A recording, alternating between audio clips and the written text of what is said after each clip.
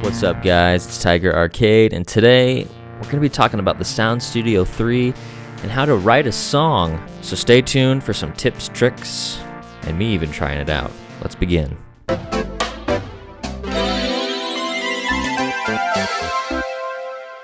Alright, so to begin, basically, the Sound Studio 3 by Moog is a compilation of 3 different Eurorack semi-modulars. A good way to look at each of them is kind of like in a collection of a song. If you're ever songwriting, you might have variation in it, right? You want to have percussion, you want to have leads, you want to have bass. And so a good way to look at the Sound Studio 3 is just like that. Look at it like you're writing a song, basically. For example, the DFAM. The DFAM is your best friend for percussion. The Mother 32 is great for your leads.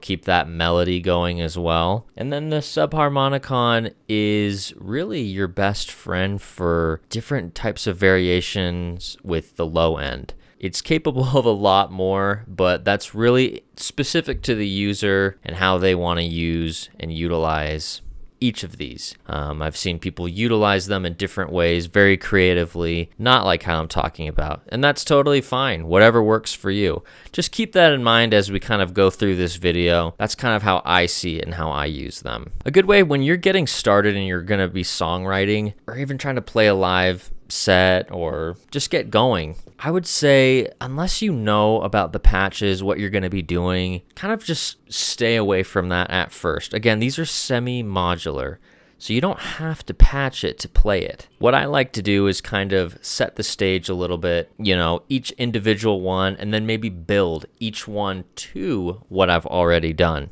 so that they kind of flow and work together. And then if you know what you're doing, you can build a patch. If you are going to build a patch, let me just say, I would recommend looking at Moog's resources, their patch books, their manual, all that stuff, videos, great resources. It's really what's helped me learn how to play these instruments together and individually. So that's another thing, keep in mind, there's just so much variation here. It really requires kind of patience, practice over time. Eventually you'll find what works for you, and then you can, deviate from that as you've gotten more comfortable. So something else that I wanted to say really quick is I am actually not using the mixer that came with the Sound Studio 3. I just don't care for it a whole lot. It was good when I had it at first, but I like to be able to record into my DAW and have different audio channels. So I'm using an audio interface that has multiple channels, and each synthesizer is running into a different channel. I'm using the Behringer Euphoria, the UMC 404 HD. That's what I'm using. It has 4 channels, and I can tweak and do some post-editing, which is awesome. So just keep that in mind.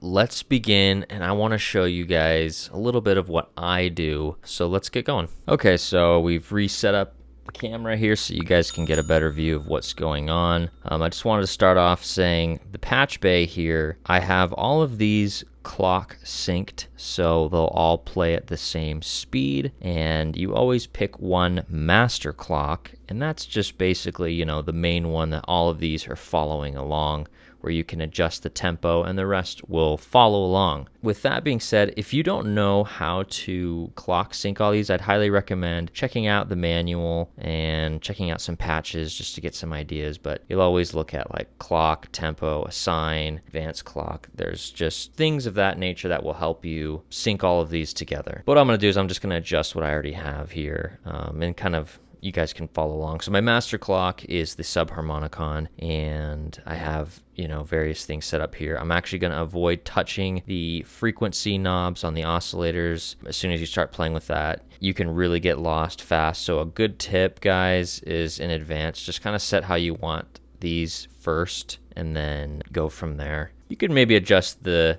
the levels, you know, kind of like volume almost. When I was first starting out, this is what really kind of screwed me up, was I just started playing with all these and I was like, why can I never find anything that works? So avoid doing that if that's helpful to you.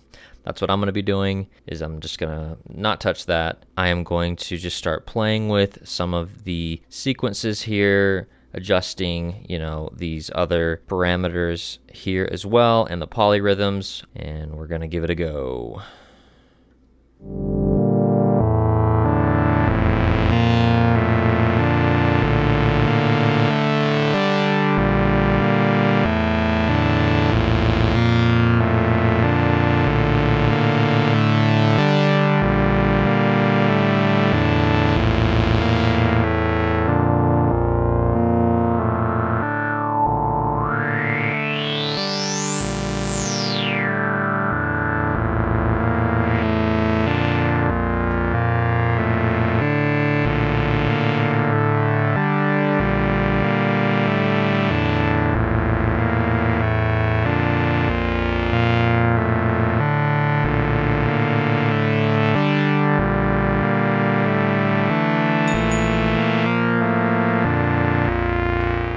So yeah, what I would suggest as well is once you've kind of set this up over here, these are things that you can adjust as you've kind of getting the song going. You know, you start recording your song, things are working out good for you. I'd say play with these as you're recording or playing live, and you're going to find a lot of cool things start to happen, just like patching. That can be something you can do after, unless you want to start, you know, off of a patch.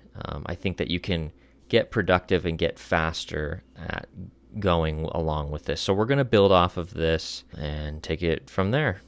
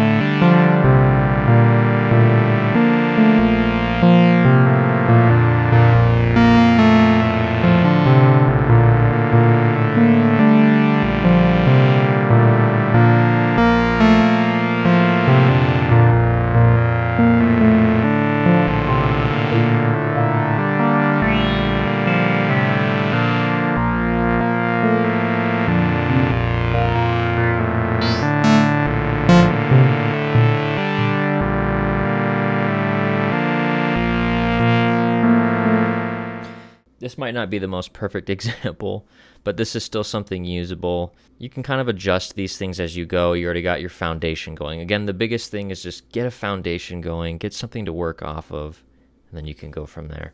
A patch that I always like to use with the DFAM is I always like plugging in the pitch output to the noise level just for some different variation in sound. Again, this is kind of a little bit like the Subharmonicon in a sense of the frequency knobs can really mess you up because you have more than one. Get to where you want to be and then kind of just take it from there. I'm going to show you. I'm just going to kind of, just to be fair, I'm honestly just going to turn all of these because this isn't something difficult to start doing something with. So let's take it from the top.